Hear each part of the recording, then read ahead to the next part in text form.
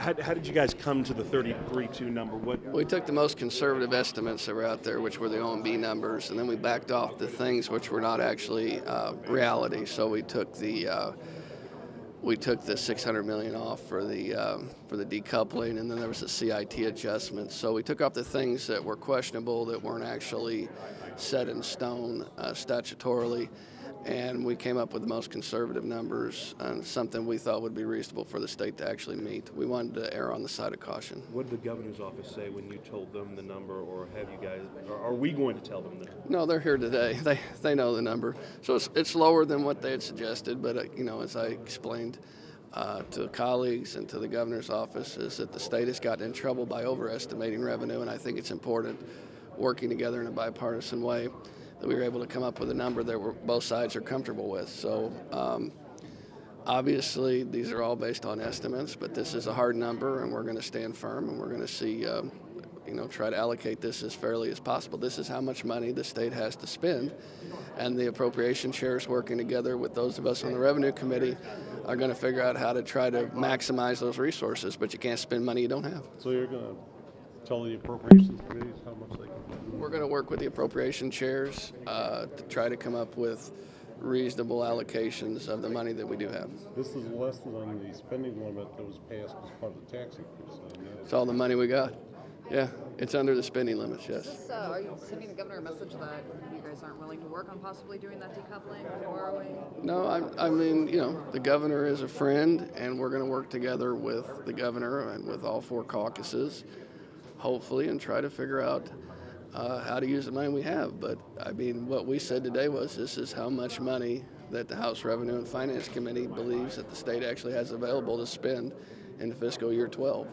And so like a family, like a small business, we can't spend more money than we have. And so when we sit down at home and we try to figure out our checkbook, or we try to figure out our expenses for the upcoming year, we can't spend more money than we have. And so the state is going to be run that way this year, and we're going to do our very best to try to make sure that happens. Some of the Democrats done over a budget that's a lot bigger than what you're planning. Well, we're one chamber, it's bipartisan, bicameral, so we're going to see proceed in this process in the House, and then hopefully everybody will have the same spirit of working together and compromise that we saw here today in the Revenue Committee. Is this now clear to human service providers, school districts, that not only are you not going to get what you wanted, the governor was going to cut you, but now we're going to cut you even more? Is this, should they prepare for hold it. I voted for the income tax increase, all right? And when we voted for the income tax increase, we made it very clear to people that this did not solve our budget problems. Even with the additional revenue, we still have limits on spending. We still have limitations. This is how much money we have, even with the additional revenue, and we can't spend more money than we have. And nobody wants to cut things, and nobody wants to have these kinds of, to live in these times of trying times, but cuts are coming. And so we can only spend the money we have available for the programs we have available, and this is how much money we have available. And that's something that every family, every small business owner in the state of Illinois understands, and what the state of Illinois is going to have to understand this year. Who in your mind gets priority when making these appropriations?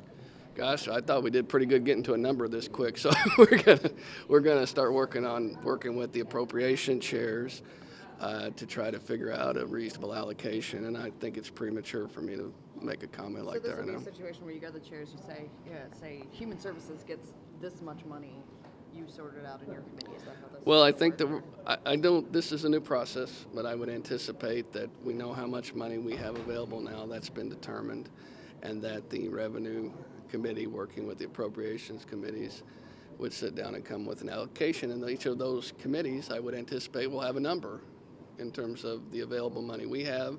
This is how much of the available money you have, or we have to work together with in this particular area. This is how much money we have in this particular area. So we have the big number right now as to the total amount of revenue, and I would imagine that there will be similar revenue numbers in each of the appropriations committees.